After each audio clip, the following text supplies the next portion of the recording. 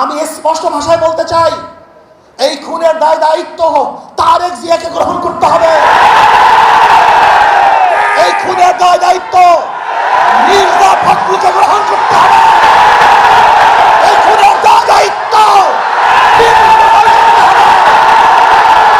এই খুনের দায় দায়িত্ব প্রত্যেক প্রশাসনকে গ্রহণ করতে হবে।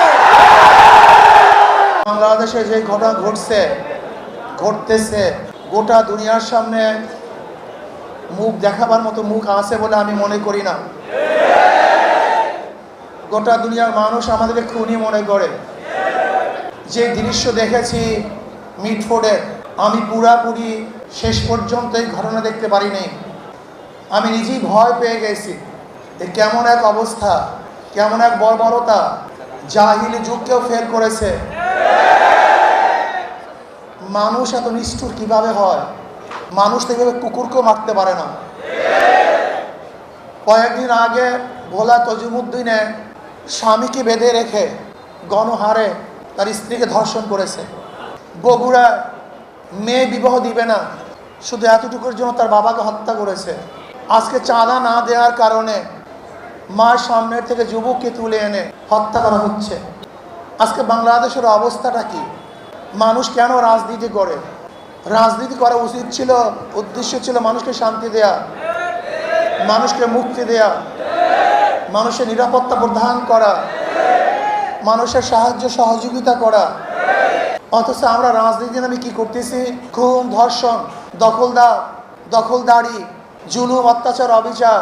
এমন কোনো হীন খারাপ কাজ নাই যে আমরা করছি না রাজনীতির নামে। আমরা কি দেখি? যখনই চাঁদা ধরা পড়ে বহিষ্কার করা হয়। বিএনপি পর্যন্ত 3000-এর উপরে বহিষ্কার করেছে। কিন্তু আমি সাংবাদিক বন্ধুদেরকে প্রশ্ন করতে চাই, আমি জনগণের কাছে প্রশ্ন রাখতে চাই, এই বহিষ্কারই কি তাদের চাঁদা ফিরছে? দখলদারি ফিরছে? খুন ফিরছে? তার মানে বহিষ্কার কিছু না, আইওয়াশ, লোক দেখানো এক নিয়ম।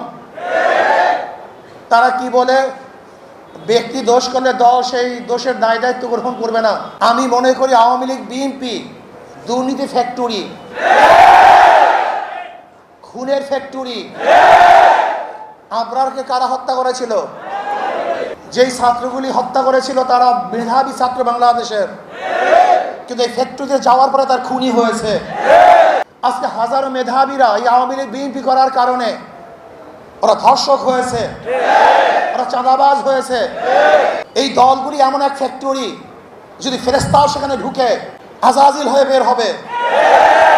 সৎ মানুষগুলি ঢুকলে চোর হয়ে বের হবে। যাদের হাতে রক্ত ছিল না, এই আওয়ামী লীগ, বিএনপি করার পরে তাদের হাতের মধ্যে রক্তে রঞ্জিত হবে।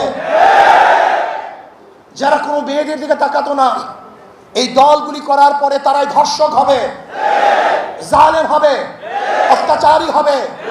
তারাই টাকা পাচার করবে। এমন কোনো জায়গা নাই যেখানে চুরি হচ্ছে না, ডাকাতি হচ্ছে না, দখলদারি হচ্ছে না, চাঁদাবাজি হচ্ছে না। এই বরিশালের এমন কোনো স্থান দেখাতে পারবেন না যেখানে চাঁদাবাজি নেই। আমরা যা দেখছি চাঁদাবাজি যেগুলি আসছে, আপনারা জানেন মিটফোর্ডে খুন হয়েছিল বুধবার, কিন্তু আপনারা যে সাংবাদিক, আমরা দুঃখিত, লজ্জিত। সবার বিবেক মরে গেছে। বাংলাদেশের বিবেক বলতে কিচ্ছু নাই।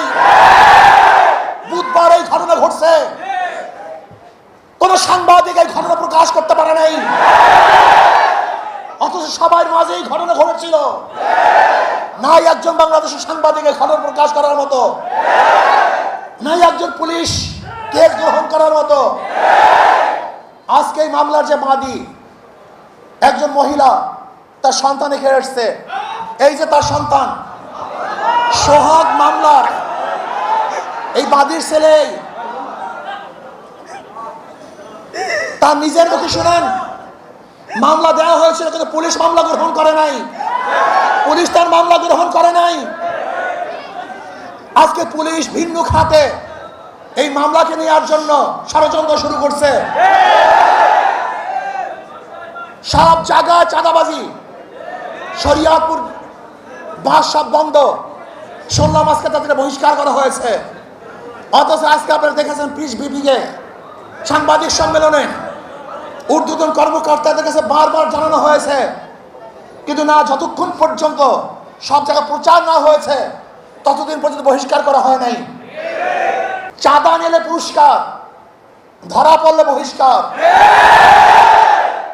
ভাইরাল হলে গ্রেফতার। কি ভেবেছেন বাংলাদেশের মানুষ বোকা? আজকে আমাদেরকে জিম্মি করে ফেলছে। দল এই খুনের দায় দায়িত্ব গ্রহণ করবে না। আমি স্পষ্ট ভাষায় বলতে চাই, এই খুনের দায় দায়িত্ব তারেক জিয়াকে গ্রহণ করতে হবে।